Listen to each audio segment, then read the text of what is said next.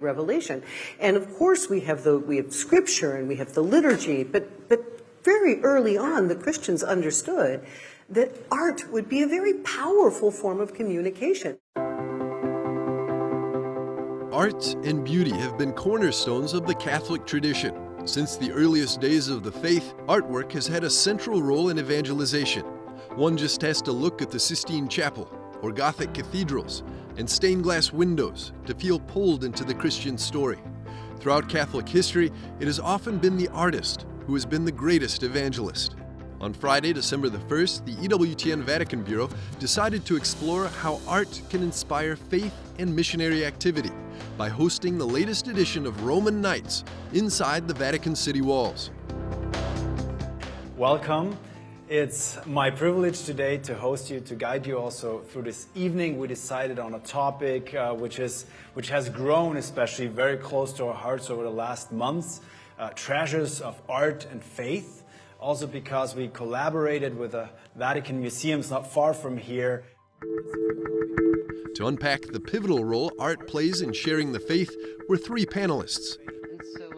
Liz Lev, an American art historian who has been giving tours and pilgrimages of the Vatican and Rome for over 25 years. The beauty of the work of art is the hook, and then this possibility of I want to know more, and then revealing that underneath it there's this great vision of redemption, of humanity, of salvation that really makes the work shine. Reverend Professor John Wauck of the Pontifical University of the Holy Cross in Rome was also called to speak on the spiritual significance of sacred art. Going into a church is, for anyone, as a believer or a non-believer, it ought to be a transforming experience. There's a wonderful phrase in Henry Adams' book, Mont Saint-Michel in Chartres, where he talks about how St. Thomas's Summa is the greatest church ever built by man, and the Gothic cathedrals are the best expression of that. So there's the intellectual church and there's the architectural church. And when you step into St. Peter's, you're stepping into Catholicism. I think in doing that. Also on the panel was EWTN's very own documentary filmmaker, Anthony Johnson, who shared with the audience the impact visiting the Vatican Museums had on him as a young man. Because when I went there for the first time when I was 19 years old, I was a little bit dumbfounded by the fact that the Vatican had all of these ancient sculptures. Not that they were all Christian, so to say, but it was very, not strange, but it piqued my curiosity as why we as Catholics would collect things that are not a part of Catholicism. And it's this appreciation for humanity and for all of creation, which is what I learned from that. Throughout the evening, the great Catholic tradition of art and beauty were summoned over and over again.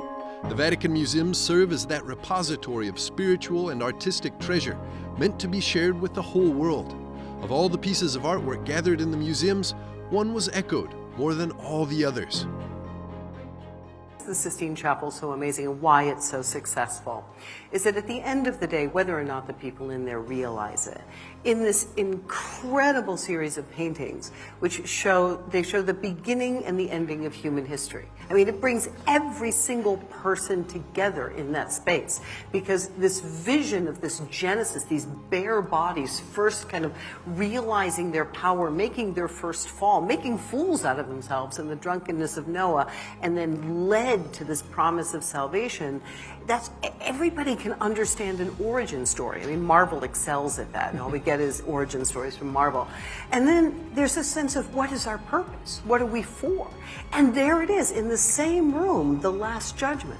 So it really, it's the most extraordinary space. And what makes it so wonderful is there's only one religion. There's only one belief system that could have produced that room. And it's the Catholic faith. It's ours, and it's amazing.